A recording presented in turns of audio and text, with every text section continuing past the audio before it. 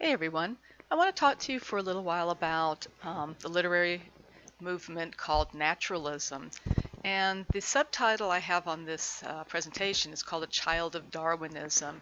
And you are all familiar with Darwin. If you know nothing else about him, you know about the phrase survival of the fittest.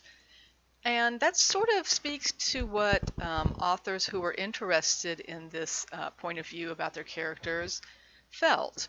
Um, they created characters, set them down in a world in which, excuse me,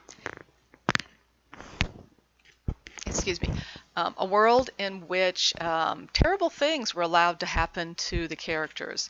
So unlike Henry James, naturalist writers are not as much interested in the psychology of why people do what they do. They're more interested in more biological reasons, a very mechanistic kind of universe that really doesn't care about humans, isn't there to help humans. The sun doesn't shine benevolently on them. It burns them up. All right. So it's a universe that is not there for humans. It's there more to destroy humans, if anything. Biologically, how do people respond? If you strip people down to their base elements, what are the sorts of things that motivate them to act the way they do? The need for food, the need for shelter, the need for power over others, the need for sex. These are the things that naturalist writers are examining. Um, it originated as a movement in France, and it's more of a sociological sort of study. We're looking at the background of people, how are they shaped, how is their psychology shaped by that environment. So not so much they're looking at psychological realism in terms of how they're shaped, but what does the environment do to shape them? What we call is term here biological determinism. So there are a lot of characteristics of naturalism depending on who you ask, and I've just copied a few here for you. It's supposed to be very objective. I'm putting my character down and I'm going to describe him to you and how he works, but I'm not going to put any moral restrictions on him. I'm not going to say that what my character is doing is bad or good. That's for you to determine as a reader. I'm interested as an author as to just see what the person will do if I put him in a certain situation. So it's very objective. It's almost like reporting. There is no shying away from lurid physical violence or sexual violence or hunger or any other kind of biological impulses that you would have seen in the Victorian age. So very shocking to the time period in which they were written, not so much to us. We're used to this sort of thing.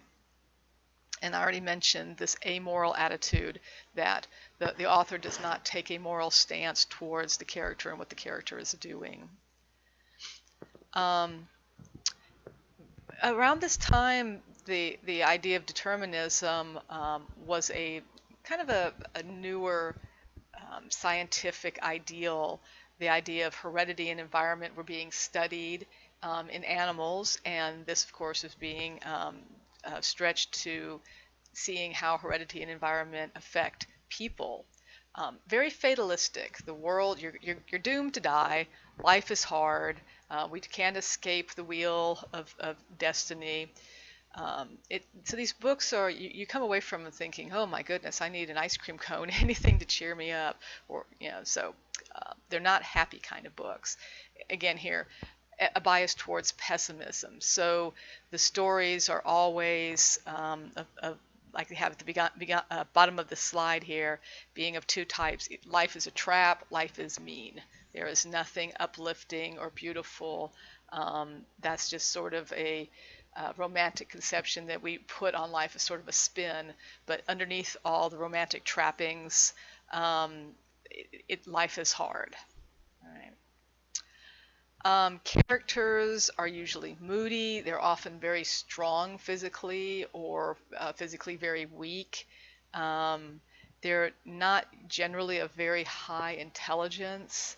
One of the ones that's mentioned here, Norris is McTeague, and the name of the novel is McTeague, is the character's name.